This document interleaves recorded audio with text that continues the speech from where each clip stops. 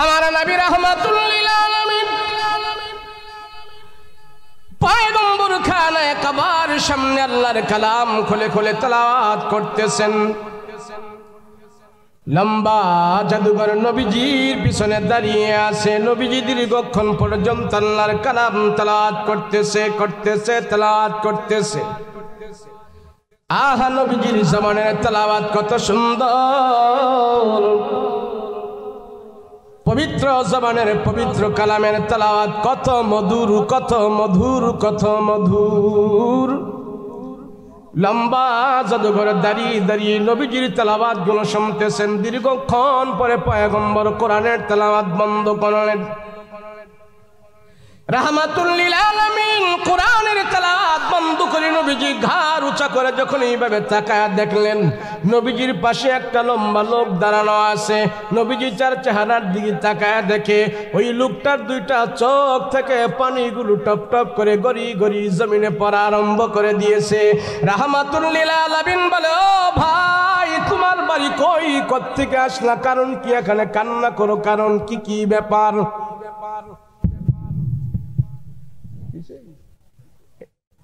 Current চলে গেছে। লা ইলাহা ইল্লাল্লাহ মুহাম্মাদুর রাসূলুল্লাহ সাল্লাল্লাহু আলাইহি ওয়াসাল্লাম। রাহমাতুল লিল আলামিন কোরআনে কারীমের তেলাওয়াত দীর্ঘক্ষণ পর্যন্ত করলেন। ওই লম্বা জাদুঘর নবীজির পেছনে দাঁড়ায় দাঁড়ায় নবীজির কোরআনের তেলাওয়াত গুলো শুনলেন। নবীজি কোরআনের তেলাওয়াত বন্ধ করার পর নবীজি ঘাড় গুনায় যখন দেখলেন, দেখতেছি তার চোখ থেকে পানি টপ টপ করে পড়তেছে। আল্লাহর নবী ডাক দিয়ে বলে, ভাই, তোমার বাড়ি কই, কোত্থেকে আসলা, কারণ কি এখানে তুমি কান্না করতেছো, কারণ কি, কি ব্যাপার? আমি রাসূল কারো চোখের পানি সহ্য করতে পারে না। আমার কোন সাহাবী তোমাকে কোনো কষ্ট দিয়েছি কিনা বলো, কেন এখানে দাঁড়ায় দাঁড়ায় কান্না করতেছো, তুমি আমার কাছে বলো। তোমার কিসের অভাব, তোমার কি প্রয়োজন, তুমি আমার কাছে বলো। আমার এখানে এসে তুমি কান্না করতেছো, কারণটা কি? আমার দ্বারা তুমি কোনো কষ্ট পেয়েছো কিনা, আমার কোন সাহাবী তোমাকে কোনো কষ্ট দিয়েছে কিনা? কিন্তু জাদুঘর আরো জোরে জোরে কান্না করতেছে, চোখের পানি ফেলে ফেলে কান্না করতেছে। রাহমাতুল লিল আলামিন বলে, ও ভাই, বলো কি মনের ভিতরে দুঃখ, কেন এখানে কান্না করো, কারণটা কি? জাদুঘর কান্না বন্ধ করে বলে, ইয়া রাসূলুল্লাহ, ইয়া হাবিবাল্লাহ, ও রহমতের নবী, আমি আপনাকে কোনোদিন সরাসরি দেখি নাই, হয়তো আমার নাম আপনি শুনেছেন, আপনার নামও আমি শুনেছি। রাহমাতুল লিল আলামিন, আজকে আপনার কাছে আসলাম আপনাকে একটা অপবাদ দেওয়ার জন্য। আবু জাহেল, উকবা, শাইবা তারা আমাকে পাঠিয়েছে আপনার বিরুদ্ধে কথা বলার জন্য। ওগো রাহমাতুল লিল আলামিন নবী আমার, আমি এই মক্কার জমিনে সবচেয়ে বড় একজন জাদুঘর, জাদুর অনেক বিদ্যা আমার জানা আছে, জাদুর মন্ত্র আমার জানা আছে, আমি জাদুবিদ্যায় পারদর্শী, জাদুর অনেক মন্ত্র জানে, আমি মানুষকে জাদুবিদ্যা শিখাই, সেই জাদুবিদ্যা শিখে তারা আয় রুজি ইনকাম করে তাদের সংসার চালায়। আমি আজকে এসেছি, আবু জাহেল, উকবা, শাইবা তারা আমাকে দিনার দিরহাম দিয়ে পাঠিয়েছে তোমার জবানের যে কোরআনের তেলাওয়াত, এগুলি মানুষের কাছে জাদুর মন্ত্র বলে প্রচার করে দেওয়ার জন্য। আমি আজকে নীরবে দাঁড়িয়ে দাঁড়িয়ে তোমার তেলাওয়াতগুলো আমি শুনেছি। ও রাহমাতুল লিল আলামিন নবী আমার, আপনার জবানের তেলাওয়াতগুলো আমি যখন শুনেছি, আমার দিলের ভিতরে শত মন্ত্র আছে, কুফরি মন্ত্র আছে, জাদুর মন্ত্র আছে। আপনার জবানের তেলাওয়াতগুলো, আপনার পবিত্র তেলাওয়াতগুলো আমি কান লাগা লাগা শ্রবণ করেছি। এই তেলাওয়াতগুলো আমার দিলের ভিতরে ধুইকা আমার জাদুর মন্ত্রগুলো সব ধুইয়া মুইসা পরিষ্কার করিয়া আমার অন্তরের ভিতরে হেদায়েতের নূর জ্বলে গেছে। আল্লাহু আকবার। আল্লাহর নবীকে বলতেছে জাদুঘর বলে, এই আব্দুল্লাহর বেটা মোহাম্মদ, আমি আর কোনোদিন তোমাকে সরাসরি দেখি নাই, তোমার জবানের তেলাওয়াতগুলো আমি কোনোদিন শুনি নাই, নবী গো আমার মন বলতেছে এগুলি মানুষের কোনো কথা নয়, কাহেনের ভাষা নয়, কবির কথা নয়, গণকের কথা নয়, লেখকের কথা নয়। আমার দিল সাক্ষী দিতেছে আপনার জবানের তেলাওয়াতগুলো সরাসরি আসমান থেকে আপনার কাছে এসেছে। আমি সব জাদুবিদ্যা ভুলে গেলাম, আবু জাহেল উকবা সাইবাদের কাছে আমি যাব না। ও মোহাম্মদ, আপনি যদি অনুমতি দেন আমার অপবিত্র হাতরা আপনার পবিত্র হাতের মধ্যে রাখতে চায়, আপনার পবিত্র হাতে রাখার পর আপনি যদি আমাকে কালেমা পড়ায় দেন, আমি কালেমা সাদরে গ্রহণ করে নিতে চাই। আমি আপনার হাতে হাত রেখে কালমা পড়ে মুসলমান হতে চাই। আল্লাহু আকবার। ইসলামের যত বিরোধিতা হবে, ইসলামের জয় গান ততই আল্লাহ পাক আরো বেগবান করে দিবে। এটা ইসলামের সূত্র। কথা বলেন ঠিক কিনা? যেই ঘরে মাল নাই ওই ঘরে ডাকাত যায় না। কথা বলেন ঠিক কিনা? সুর চিন্তা করে এর ঘরে মাল নাই, কিছু নাই, তো যায় লাভ কি? তা আমগো ইমান যাদের যত পাকা পোক্তা, বেঈমান তারই তত টার্গেট করে ফাঁসির কাস্টে পর্যন্ত ঝুলায়। কথা বলেন ঠিক কিনা? আর ইমানওয়ালা ফাঁসির রশিতে ঝুলেও বলে এক আল্লাহ, কোরআন আমার সংবিধান, আমি বাতিলের কাছে পরাস্ত হতে চাই না, মাথা নত করতে চাই না, আমি মাথা আল্লাহর কদমে দিয়েছি, রশির ভিতরে আমার মাথা ঢুকে গেছে। এরপরও সে স্লোগান দেয় আল্লাহু আকবার। কথা বলো ঠিক কিনা? এর নাম হলো ইমানদার। এর নাম কি? আর আমাদের ইমানই নাই। আমার ইমান যত পাকাপোক্তা, অত আমার বেঈমানের পক্ষ থেকে আমার উপরে আঘাত। বেঈমানের পক্ষ থেকে আঘাত আসে না, বুঝতে হবে আমার ইমানের অত স্পিরিট নাই, এটা মেদা ইমান। কথা বলেন ঠিক কিনা? আর যাদের ইমান তাজা, ইমানের বারুদ, আমরা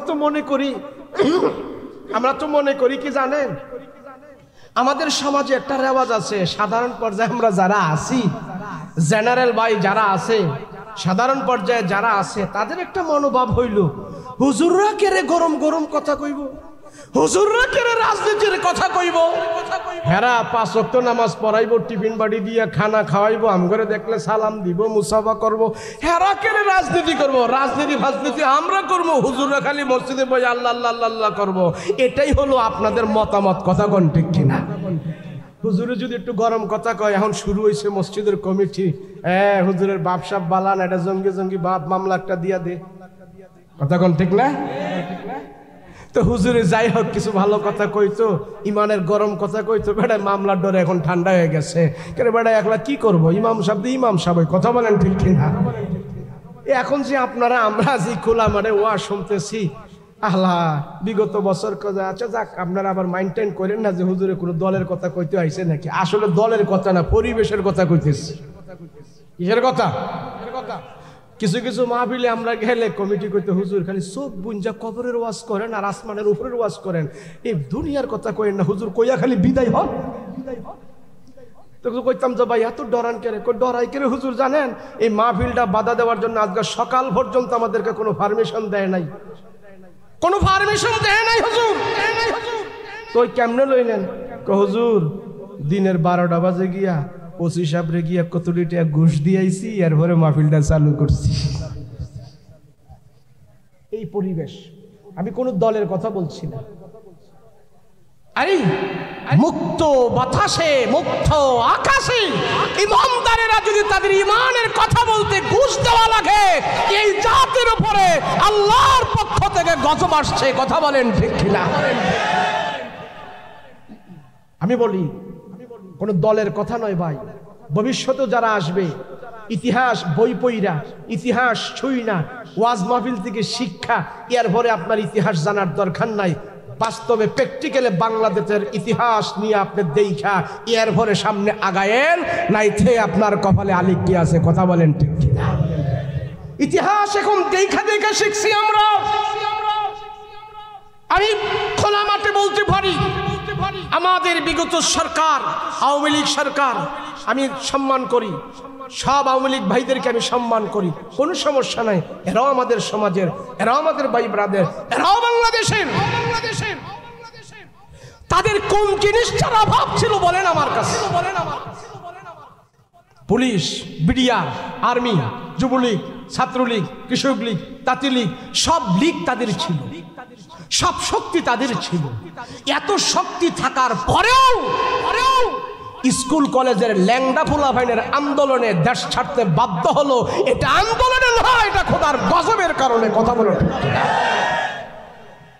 এটা আমার বুঝে কয়, আপনার বুঝে কি কয় আমি জানি না। আপনার বুঝে কি কয় আমি জানি না, আমার বুঝে বলে। ভবিষ্যতেও যারা মোসপাকদার হয়েছেন আইবেন, এখান থেকে শিক্ষা নিয়েন। আলেম ওলামাদের চোখের পানি কোনো আমলে বৃথা যায় নাই, এখনো যাবে না। কথা বলেন ঠিক কিনা? এখনো নিরীহ আলেম জেলখানার ভিতরে বন্দী, তাদের ছেলে মেয়েদের চেহারা দেখতে পারে না। আলেম ওলামারা এই সমাজে নিরীহ, আলেম ওলামারা এই সমাজে নম্র, ভদ্র, সভ্য। একটা আলেম ওলাও বাংলাদেশের চুরির খাতায় নাম নাই। কথা বলো ঠিক কিনা? সেই সমস্ত নিরীহ আলেমদেরকে জেলখানার ভিতরে বন্দী করে করে রিমান্ডের মার দিয়ে তাদের জীবন শেষ করে দিবে। আল্লাহ কি মইরা গেছে না? আছে।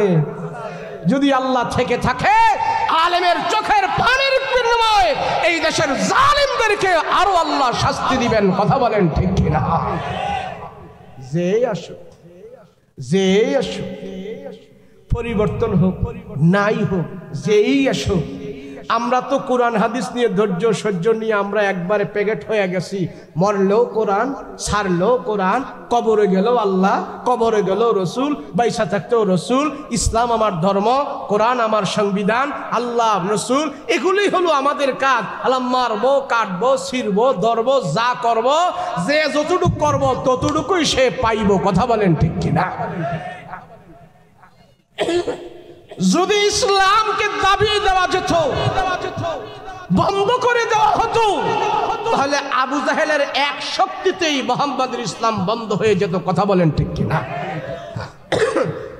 আবু জাহেল এমন একটা নেতা ছিল, শিক্ষায় দীক্ষায় নাম ডাক, হাক ডাক, দেহ, বডি, বংশ, মর্যাদা, ইজ্জত, সম্মান, সব দিক থেকে আবু জাহেল একটা পারফেক্ট নেতা ছিলেন। কোন দিক দিয়ে আল্লাহ তারে কম দেয় নাই, কোন দিক দিয়ে নয়। উচ্চ পদের একজন শিক্ষিত মানুষ ছিলেন আবু জাহেল। কি পদের কথা কয় না? উচ্চ পদের। শিক্ষা তো ছিল, এই শিক্ষার জ্ঞান দিয়ে সে সমাজ পরিচালনা করেছে, এই শিক্ষার জ্ঞান দিয়ে মানুষকে সে জ্ঞান বিতরণ করেছে। এরপরেও আবু জাহেলের সেই শিক্ষা যখন আমার রাসূলুল্লাহর বিরুদ্ধে গিয়েছে, ছোট ছোট দুইটা পোলায় আওয়াজ আর মাস, দুই ভাই আবু জাহেলকে দুনিয়া থেকে বিদায় করেছে। কথা বলো ঠিক কিনা? আল্লাহ কয়, আমার যত বড় শত্রু হবে তারে ধ্বংস করার জন্য আমার অত বড় অস্ত্র ব্যবহার করা লাগবে না, ছোট অস্ত্রই যথেষ্ট। কথা কোন ঠিক কিনা? আল্লাহর রুল, সংবিধানে আল্লাহর শত্রু যত বড়, তারে ধ্বংস করার জন্য আল্লাহ তত ছোট যন্ত্র ব্যবহার করে। কথা বলেন ঠিক কিনা? নমরুদ কি আল্লাহর শত্রু বড় ছিল না ছোট ছিল? কথা কয় না, ছোট বলে। নমরুদ তার জামানায় আল্লাহর সবচেয়ে বড় শত্রু ছিল। আচ্ছা, একজন প্রধানমন্ত্রী থাকতে যদি আরেকজনের প্রধানমন্ত্রী দাবি করে, এটাকে মেনে নেওয়া যায়? আর যে এইভাবে একজন থাকতে আরেকজন প্রধানমন্ত্রী দাবি করছে, ও কত বড় গাদ্দার, ও কত বড় পাওয়ার নিয়ে বলতেছে আমি প্রধানমন্ত্রী, একজন থাকতে আরেকজনে। এটা একটা উদাহরণ। আল্লাহকে রেখে নমরুদ বলতেছে আমি হইলাম জনগণের খোদা। কত বড় শয়তান আর কত বড় গাদ্দার হইলেই কথা বলতে পারে। এত বড় শত্রু ছিল সে, কিন্তু এই বড় শত্রুটাকে ধ্বংস করার জন্য আল্লাহ কত বড় যন্ত্র ব্যবহার করছে। কথা কয় না? কামান বিমান এটা সেটা না। আরে মশা তো না মিয়া, মশার ভিতর থেকে আল্লাহ ল্যাংড়াডার বার করছে। ল্যাংড়াডারে যেটার একটা ফা নাই, এই ল্যাংড়াটারে আল্লাহ বার করে কয় ঢুক এবার নাক দিয়া, দেখা যাইব তার শক্তি কত, তার খোদার ভাওয়ার কত। তো শত্রু যত বড় ছিল, আল্লাহ তত ছোট যন্ত্র দিয়া তারে দুনিয়া থেকে বিদায় করেছে। কথা বলেন ঠিক কিনা? এই জমিনও কোরআন হাদিসের শত্রু যারা বড়, আল্লাহ নবীর শত্রু যারা বড়, আল্লাহ রসুলের দুশ্মনী যারা বেশি বেশি করে বড় করে এদেরকে ধ্বংস করার জন্য এত কিছু লাগে না, এত কিছু লাগে না। স্কুল কলেজের পোলা বাইনেই চলে, কথা বলেন ঠিক কিনা? আমি কারো বিরুদ্ধে নয়, সবার জন্য। আরে কত বড় পাপী তাপি, কত বড় জাহান্নামী তওবা করছে, ইসলামের বিরুদ্ধে কথা বলবে না, রসুলের বিরুদ্ধে কথা বলবে না। যে ওমর রসুলের কত বড় শত্রু ছিল, কত বড় শত্রু, নবীজির মাথা আনতে গেছে, কল্লা আনতে গেছে, শত্রু কি ছোট না বড়? তো সেই ওমরও যখন নাকি আমার রসুলের হাতে হাত রেখে কালমা পরে মুসলমান হয়েছে, আগের শত্রুতা আমি কি ছিল নাকি আল্লাহ তার উপরে রহম করছে? কথা বলেন না, কি করছে? এরম রহম করছে আল্লাহ তাকে। ওমর যখন তার নিজের ভুল বুঝতে পেরেছে, মুসলমান যখন হয়েছে, আল্লাহ অর্ধ জাহানের প্রধানমন্ত্রী তারে বানাই দিয়েছে। কথা বলেন ঠিক কিনা? যারা যুগে যুগে ইসলামের বিরোধিতা করেছেন, যেই কোনো দলেরই আপনি হতে পারেন, আপনি যদি বুঝেন যে ইসলামের বিরোধিতা করাটা, আলেম ওলামাদের বিরোধিতা করাটা এটা আমার ভুল ছিল, আমার অন্যায় ছিল, আপনি জাতির কাছে নয়, আপনি যদি আল্লাহর কাছে তওবা করে আবার ইসলামী কর্মী হয়ে যান, ইসলামের দলের ভিতরে ঢুকে যান, আপনার আগের নেতার চাইতে, আগের পাওয়ারের চাইতে আল্লাহ আরো আপনার বড় নেতা বানাই দিতে পারে। কথা বলেন ঠিক কিনা? ভুল তো মানুষ করতেই পারে, কথা বলেন ঠিক না? ভুল করবে, এটাই স্বাভাবিক। আবার এই ভুল কিভাবে শুদ্ধ হয়ে আল্লাহর কাছে প্রিয় বান্দা হবে সেই পদ্ধতিও আল্লাহ পাক দেখাই দিয়েছেন। কথা বলেন ঠিক কিনা? আবু জাহেলের কানে খবর গেছে, পাঠাইলাম জাদুঘর রে, মোহাম্মদকে জাদুঘর বলিয়া সারা মানুষের কাছে প্রচার করার জন্যে। হায় হায়, মা আমাগো এত বড় জাদুঘর, মোহাম্মদের জাদুতেই সে কাবু হইয়া গেছে। আবু জাহেল এখন নরম না গরম? আরো গরম হয়েছে। এবার সবাই ডাইকে বলতেছে, শোনো, লম্বা কথা আমি সংক্ষিপ্ত করে বলছি। আবু জাহেল সবাইকে ডাইকে বলতেছে, শোনো শোনো, কি বলে, তোমরা যদি আমার নেতা মানো, আমার যদি তোমাদের লিডার মানো, আমাদের শেষ একটা ইচ্ছা তোমরা পূরণ করো।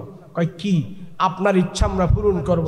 কয় আমি নিয়ত করছি, আমি আবু জাহেল বাইচা থাকতেই মুহাম্মদের মৃত লাশ আমি দেখতে চাই। সকলে বলেন নাউজুবিল্লাহ। আল্লাহ আবু জাহেল তোর দোয়াটা কবুল করছি, লাশ কথাটা কবুল করছি, লাশ কইছো না, লাশ কবুল করছি, তবে আমার নবীজির লাশ না, তোর লাশ সারা দুনিয়ার মানুষে দেখবে। বলেন সুবহানাল্লাহ। সবাইকে ডেকে বলতেছে, আমি তোমাদের একজন মুরব্বী, তোমাদের একজন নেতা, তোমরা যদি আমাকে নেতা মানো, আমার আজকের সিদ্ধান্ত চূড়ান্ত সিদ্ধান্ত, আমি মুহাম্মদ বেঁচে থাকতেই তোমাদেরকে, আমি আবু জাহেল বেঁচে থাকতেই তোমাদেরকে আদেশ দিচ্ছি, আমি বেঁচে থাকতেই মুহাম্মদের মৃত লাশ আমি দেখতে চাই। সেই জন্য তোমাদের ঘরে, যার যার ঘরে তীর বর্ষা বল্লভ অস্ত্র শস্ত্র যা আছে সব কিছু নিয়ে তোমরা আজ রেডি হও। আজ রাতের বেলায় মুহাম্মদের বাড়ি আমরা ঘেরাও করব, অতর্কিত হামলা করে মুহাম্মদকে দুনিয়ার জমিন থেকে বিদায় করে দিব। আজ যদি তোমরা আমাকে নেতা মানো, একজন মানুষেও বাড়িতে থাকতে পারবে না।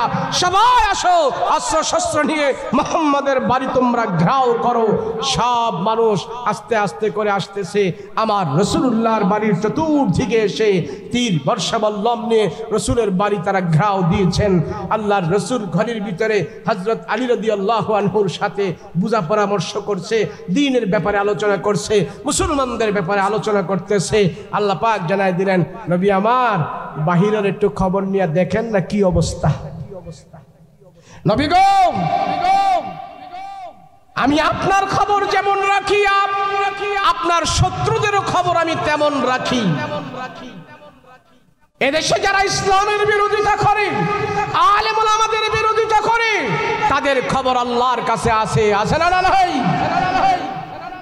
এবার আল্লাহর রাসূল ঘরের দরজা খুলছে, খুইলা দেখে হায় হায় সর্বনাশ, আমার বংশের লোক, আমার গোষ্ঠীর লোক, আমার রক্তের মানুষ, এটা আমার বন্ধু বান্ধব। হায় হায় হায়, যাদেরকে নিয়ে আমি চিন্তা করতেছি ইসলাম প্রতিষ্ঠা করার জন্যে, এই মানুষগুলো এখানে এসে তারা আমার বিরুদ্ধে অস্ত্র ধরে রাখছে।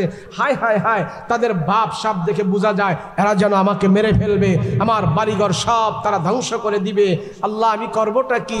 আল্লাহ কয় আপনার কিছু করা লাগবে না, যা করার সব ব্যবস্থা আমি আল্লাহ নিজেই নিয়ে নিয়েছি। সুবহানাল্লাহ।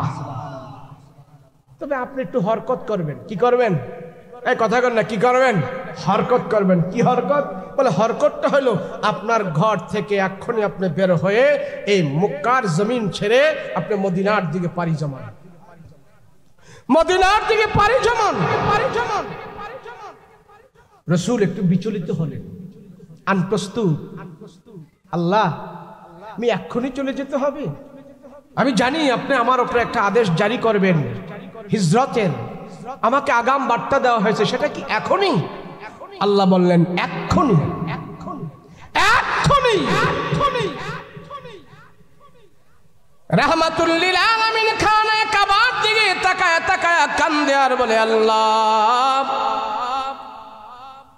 এই মক্কার জমিনে আমার মা বাবা ঘুমন্ত আছে, আমার বংশের লোকেরা ঘুমন্ত আছে, এই জমিনে আমার জন্মভূমি, আমার জন্ম এখানে হয়েছে।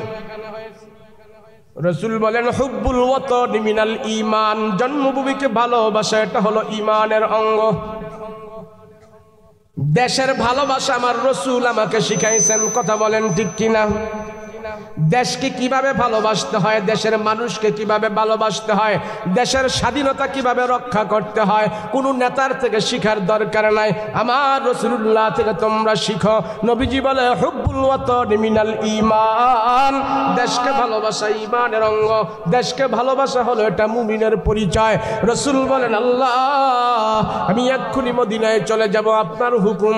তবে খানা কাবা ছেড়ে আমার যেতে মন চায় না। যেই খানা কাবার সামনে বসে বসে আমি কোরআন তেলাওয়াত করতাম, যেই খানা কাবার সামনে আমি 1 রাকাত নামাজ পড়লে আপনি আমার 1,00,000 রাকাতের সওয়াব দিতেন। এখন আমি খানা কাবা ছেড়ে মদিনায় চলে যাব।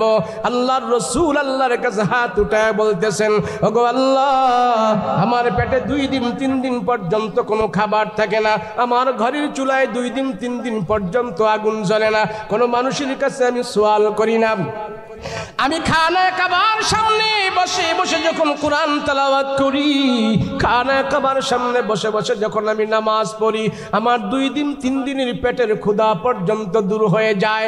এই খানা কাবা ছেড়ে যখন নাকি আমি এখন মদিনায় যাব, মদিনায় আমি খানা কাবা কোত্থেকে পাবো, এমন বরকত আমি কোত্থেকে পাবো? আল্লাহ ডাক দিয়া বলে, ও রহমতের নবী, আমি আল্লাহ আপনার থেকে বেশি বুঝি, আমি আল্লাহ আপনার থেকে ভালো বুঝি। আপনি মদিনায় যাবেন মক্কা ছেড়ে, এটা আমার আল্লাহর আদেশ। আমি আবু জাহেল, উকবা, শাইবা তাদেরকে আমি দেখাবো, উকবা, শাইবা, জাহেলদেরকে আমি শিক্ষা দিব। যেই জমিনে আমার রাসূল নাই, সেই জমিনের মানুষগুলো তারা শান্তি পাবে না। আপনাকে আমি মদিনায় নিয়ে যাচ্ছি এই মক্কার কাফির মুশরিকদেরকে শায়েস্তা করার জন্য, তাদেরকে শিক্ষা দেওয়ার জন্য। আমি আল্লাহ আবার মদিনা থেকে আপনাকে বিজয়ের মাধ্যমে মক্কার নেতৃত্ব কর্তৃত্ব আপনার হাতে দেওয়ার জন্য কিছুদিনের জন্য আপনাকে আমি মদিনায় নিয়ে যাব। আবার বিজয়ের মাধ্যমে আমি আল্লাহ তাআলা এই মক্কার নেতৃত্ব কর্তৃত্ব আপনার হাতেই আমি আল্লাহ দান করব। ও ইমানদারেরা, একটু কষ্ট হলো মন খারাপ করো না। তোমাদের কাছে বিপদ আপদ আসলো তোমরা মন খারাপ করো না, একদিন ইমানদারদের বিজয় হবে। কথা বলেন ঠিক কিনা? ইমানদারের হাসি, ইমানদারের এই শেষ পর্যন্ত ইমানদারেরাই হাসবে, শেষ পর্যন্ত ইমানদারদের বিজয় হবে। কথা বলো ঠিক কিনা? আলহামদুলিল্লাহ, আমাদের প্রধান মেহমান হুজুর অনেক আগেই চলে আসছে। প্রথমেই বললাম আমরা হুজুরকে আর কষ্ট দিব না, যথা সময় কিছুক্ষণ পরেই আমাদের আজকের প্রধান আলোচক চলে আসবেন। আপনারা খুশি না বেজার? খুশি না বেজার? চলে আসবেন বলে রাস্তায় আছেন তা না, হুজুরের রেস্টে আছেন। কথা বলেন ঠিক কিনা? আচ্ছা, যাই হোক, আমি লম্বা আলোচনা করতে পারবো না আজকে, সময় নাই, সুযোগ নাই, পরিবেশ অনুকূলে নয়। তারপরও আপনার ধৈর্য সহকারে এখানে বসছেন, আপনাদের ধৈর্যের বিচ্ছুতি ঘটাবো না, শেষ পর্যন্ত এখানে আপনারা থাকবেন। এটাই হলো আজকের এই চাওয়া পাওয়া। এবং থাকলে সর্বপ্রথম যেই লাভটা হবে, এখানে 1 ঘন্টা 2 ঘন্টা যারা বসে থাকবেন, আপনার হায়াত থেকে আজকের এই মাহফিলের 2 ঘন্টা আল্লাহর দরবারে গুনাহমুক্ত হয়ে পৌঁছে যাবে। কথা বলেন ঠিক কিনা? ওয়াজ মাহফিলে আসলে, বসলে, বললে, শুনলে যে লাভটা হয়, সেই লাভটা হলো বান্দা যতক্ষণ এখানে থাকে অতক্ষণ সে সর্বপ্রকারের গুনাহ থেকে মুক্ত থাকে। কথা বলেন ঠিক কিনা? আপনারা এখানে বসে গুনাহ করছেন? কেউ পিছনেরা বিড়ি টিড়ি খাইছেন নাকি? কেউ বিড়ি টিড়ি খাইছেন? বয়া কথা কয় না দি খাইছেন কোনো? তো মাহফিলে বসে বিড়ি খান নাই, চা খান নাই, গান শোনেন নাই, বাদ্য বাজান নাই, কারোর গালিগালাজ করেন নাই, শুধু বসে বসে রাসূলুল্লাহর জীবনী শুনেছেন, নবীজির কথাগুলো শুনেছেন। কথা বলেন ঠিক কিনা? এই অল্প সময় আমার আপনার জন্য নাজাতের উসিলা হয়ে যেতে পারে। কথা বলেন ঠিক কিনা? তো মাহফিল দিয়ে তারাও সার্থক, যারা মাহফিল দিয়েছে তারাও সার্থক, আপনাদেরকে তারা গুনাহমুক্ত একটা সময় উপহার দিতে পেরেছে। কথা বলেন ঠিক কিনা? এই মাহফিলটা যদি এইভাবে প্রতি বছর হয়, আর আপনারা যদি এখানে বসে বছরে 1, 2, 3 ঘন্টা এইভাবে সময় এখানে ব্যয় করেন, এই 3 ঘন্টাই গুনাহমুক্ত সময় ব্যয় করেছেন। এই 3 ঘন্টা গুনাহমুক্ত সময়ের ব্যয় করার কারণে আল্লাহ আপনাকে আমাকে নাজাতের উসিলা করে দিতে পারে। কথা বলেন ঠিক কিনা? তো মাহফিল থাকলে না থাকলে কই থেকে? কথা বলেন ঠিক না? এই মাহফিলটা এইভাবে প্রতি বছর হোক, আমরা চাই কি চাই না? কথা বলেন চাই কি চাই না? আজকে ছেলেরা এখানে মাহফিলটা দিছে, এটা না দিয়া যদি একটা গান বাদ্যের অনুষ্ঠান দিত, খুব ভালো হইতো না? ও মামা ভালো হইতো না কেমনে? সবাই মজা মেয়েরা শুনতেন, মহিলারা গান গাইতো, আর মেম্বারে 2000 টাকা দিত বকশিস, তাই না? চেয়ারম্যান ভাই দিত 5000। অমুক সরকারের গানটা খুব মজা হয়েছে, তো 5000 টাকা পায় কি ওই বেডি গান গাইছে আর আপনার আব্বার জন্য দোয়া করছে? কিন্তু মাহফিল হলে তো সবাই মিলে আমরা আজকে হাত উঠে দোয়া করবো। কথা বলেন ঠিক কিনা? সম্মিলিতভাবে সবাই যে আমরা আজকে দোয়া করতেছি, আমাদের আত্মীয় স্বজন, পাড়া প্রতিবেশী, ময় মুরব্বী যারা কবরে আছে তারা জানে আজকের দোয়া যেন তাদের জন্য কতভাবে জরুরি। কথা বলেন ঠিক কিনা? তো প্রত্যেক বছর যেন মাহফিল হয়, মাহফিলটা হওয়ার জন্য কিছু সামানা দরকার, সামিয়ানা দরকার, কিছু আনুষঙ্গিক জিনিসপত্র দরকার। এই জিনিসগুলো প্রতি বছর যারা দিবেন, বোধহয় 1 বছর যারা দিবেন, প্রতি বছরে তারা দিবেন, বিভিন্নভাবে দিবেন। একজনে না পারলে কয়েকজনে মিলা দিবেন। এই কাজটা 1 বছর আগে থেকেই আপনারা যখন নাকি নিয়ত করে আঞ্জাম দেওয়া শুরু করবেন, আল্লাহর ফেরেশতারা 1 বছর আগ থেকেই আপনাদের আমল নামায় নেক লিখতে থাকবে। কথা বলেন ঠিক কি না? বলেন যে আগামী বছর এই সুন্দর সামিয়ানা প্যান্ডেলের ব্যবস্থাটা কোন আল্লাহর এক বান্দা আল্লাহকে খুশি করার জন্য করবেন, এমন একজন ভাই দাঁড়ান যে আমি হুজুর ইসলামের জন্য, কোরআনের জন্য আমি এই সামিয়ানার ব্যবস্থা করে দেব। এমন কে আছে বলেন? সোহেল রানা? মাশাআল্লাহ মাশাআল্লাহ, সবাই মারহাবা বলেন। মারহাবা মারহাবা মারহাবা। সোহেল রানা প্রবাসী না? সৌদি আরব প্রবাসী। আল্লাহ সোহেল রানা ভাইয়ের কামাই রুজিতে বরকত দেন, বলেন আমিন। প্রবাস জীবন আল্লাহ সুখময় করো, বলেন আমিন। আল্লাহ তার বংশ পর্যন্ত থেকে যারা অন্ধকার কবরে আছে সবাইকে মাফ করে দাও, বলেন আমিন। আল্লাহ প্রবাস থেকে আবার তুমি তাকে সুস্থ শরীরে তার মা বাবার কোলে তুমি ফিরিয়ে দিও, সকলে বলেন আমিন। সোহেল রানা ভাই এই প্যান্ডেলের ব্যবস্থা করে দিয়েছেন, আল্লাহ যেন তার হাসরের ময়দানে আরো আজিমের নিচে ছায়ার ব্যবস্থা করে দেয়, বলেন আল্লাহুম্মা আমিন। বলেন এরপরে প্যান্ডেল তো হইল, এখন লাইট না লাগালে তো প্যান্ডেল আলো হইব না। লাইট দিব কে বলেন? কোন ভাই আছে যে আমি এখানে মানুষ বসে বসে দিনের কথা শুনবে, কোরআনের কথা শুনবে, এই প্যান্ডেলটা আলো করার জন্য আমি লাইটের ব্যবস্থা করে দিব? এমন কে আছে বলেন? একজন ব্যক্তি বলেন। একজনে না পারলে 2 জনে মিলে বলেন বলেন বলেন মাশাআল্লাহ বলেন। লাইট আরে প্যান্ডেল দিয়ে ফেলছে, ওটা তো বড় টাকা, আলহামদুলিল্লাহ এটার ব্যবস্থা হয়ে গেছে, ওটার চেয়ে আরো কমই লাগবে লাইটের ব্যবস্থা। বলেন যে আমি এই প্যান্ডেল আলোকিত করব, আমার আব্বা আম্মা কবরে আছে, তাদের রুহের মাগফিরাতের জন্য, তাদের কবরও যেন আলো হয়, সেই জন্য আমি আজকে এখানে আলোর ব্যবস্থা করব। এমন একটা ভাই দাঁড়ান বাবা মায়ের জন্য, বলেন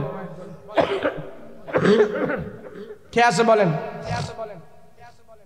আছে নাকি কেউ? মাইক দিব কে বলেন? মাশাআল্লাহ মাশাআল্লাহ। সবুজ ডেকোরেটর মোহাম্মদ এনামুল হক সবুজ আগামী বছর মাইকের ব্যবস্থা করে দিবেন। মাশাআল্লাহ, নারে তাকবীর। আলহামদুলিল্লাহ। সবুজ ডেকোরেটর, এই ডেকোরেটরের মালিক মাশাআল্লাহ, সুন্দর হয়েছে তো ডেকোরেটরটা। এবছরও দিছে। হ্যাঁ, আল্লাহ তার ব্যবসায় বরকত দান করে বলেন আমিন। আল্লাহ তার আব্বা আম্মার গুনাহ খাতা মাফ করে বলেন আমিন। আল্লাহ সবুজ ভাইয়ের বংশ পর্যন্ত থেকে যারা অন্ধকার কবরে আছে, আল্লাহ সবাইকে কবরের ভিতরে এই মাহফিলের হাদিয়া নাজাতের বাণী হিসাবে পৌঁছে দাও। সকলে বলুন আল্লাহুম্মা আমিন। বলেন আর কে আছে? মাইক হইল, প্যান্ডেল হইল, লাইট রইল। লাইট দিব কে? লাইটটা দিতে চাইতেছে না কেন? কারণ কি? সবাই অন্ধকারও থাকতে চায়। হ্যাঁ বলেন, লাইটের ব্যবস্থা কে করবেন? লাইট কত লাগে? মাশাআল্লাহ। পোস্টার আছে না? ফারুকুল ইসলাম ভাই পোস্টার দিয়া দিবে। মাশাআল্লাহ মাশাআল্লাহ। ফারুকুল ইসলাম ভাই সংগঠনের সদস্য পোস্টারের ব্যবস্থা করে দিবে। আপনারা খুশি না বেজার? আরে একটা খুশি হন না। এ পোলাডায় পোস্টারের ব্যবস্থা করে দিছে, নাম পড়ে পড়ে সবাই মাহফিলে আসবে। কাজটা কত ভালো করছে না? এই কথা বলেন না? আল্লাহ তারে ভালো কাজ, আল্লাহ তারে কাজে তুমি সহযোগিতা করবা, তার জানে মালে বরকত দিবা। আল্লাহ তারে সমস্ত বিপদ আপদ থেকে হেফাজত করো। আল্লাহ তার বংশ পর্যন্ত থেকে যারা অন্ধকার কবরে আছে সবাইকে তুমি মাফ করে দাও। বলেন আল্লাহুম্মা আমিন। এটা কি জারবাতি? জারবাতি কি আলাদা নাকি? আচ্ছা, গেট বানায় না? মাশাআল্লাহ মাশাআল্লাহ। কে গেট কাটা করে দেবে? মাশাআল্লাহ মাশাআল্লাহ। আমাদের রফিক ভাই রফিক ভাই গেট করে দিবেন। আল্লাহ কবুল করো। বলেন আমিন। আল্লাহ তোমার এই বান্দারের দান তুমি কবুল করো, এই দানের উসিলা করে নাজাতের ব্যবস্থা করো। আল্লাহ আব্বা আম্মার গুনাহ খাতা মাফ করো। মাহফিলের প্যান্ডেলকে সৌন্দর্য করার জন্য একটা গেটের ব্যবস্থা করে দিচ্ছে। আল্লাহ তারে দান তুমি আল্লাহ দুনিয়া আখিরাতে কামিয়াব করো। আব্বা আম্মার গুনাহ খাতা মাফ করো, হায়াতে তাইয়্যিবা দান করো, বিপদ আপদ থেকে হেফাজত করো, আসমানি জিসমানি গজব থেকে হেফাজত করো। আল্লাহ সমস্ত বালা মুসিবত থেকে হেফাজত করো। বলেন আমিন। এটা কি দা? ও চাটাই। হ্যাঁ মাশাআল্লাহ।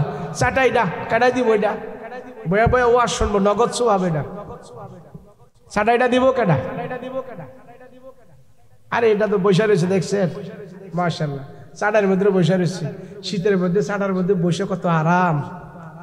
হ্যাঁ বলেন মুমিনারা বসে বসে চাটার মধ্যে ওয়াজ শুনবে, আমি সেই ব্যবস্থা করে দিতেছি। আরে শোনেন, এই যে আমরা ধর্মের এই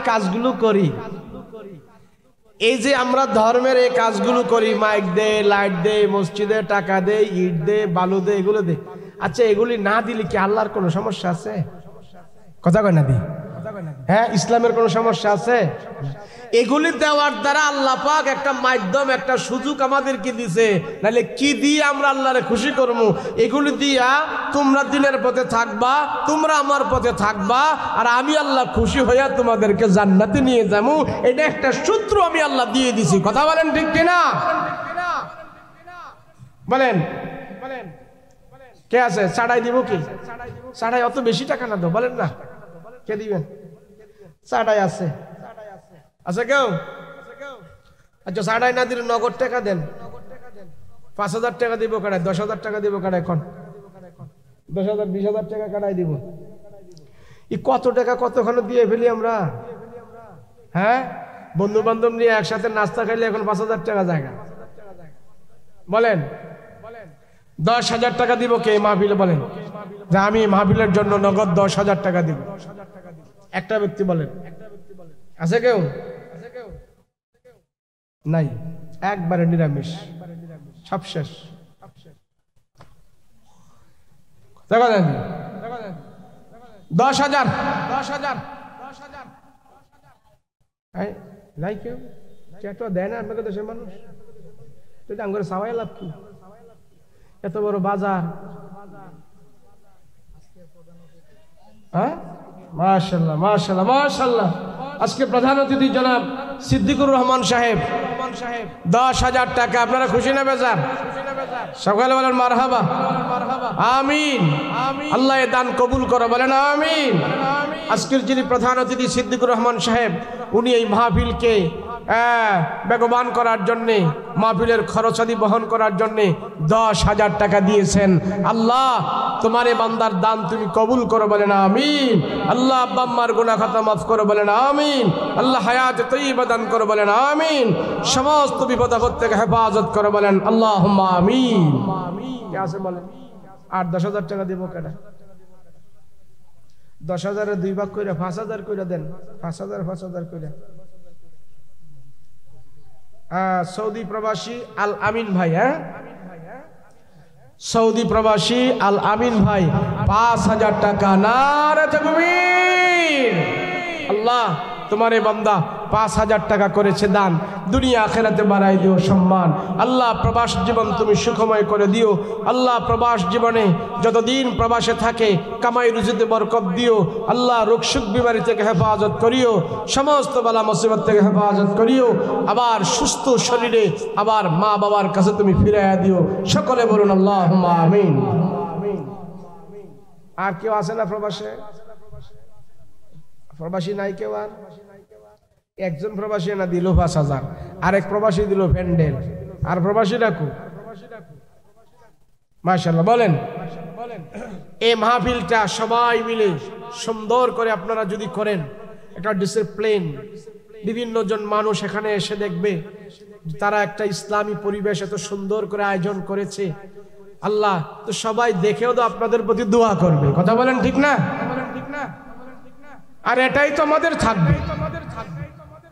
বলুন কে আছেন বলুন যে আমি 5,000 টাকা দেব মাহফিলে, কোরআন হাদিসের আলোচনা শোনার জন্য 5,000 টাকা। বলেন আল্লাহ কবুল করেন, বলেন আমিন।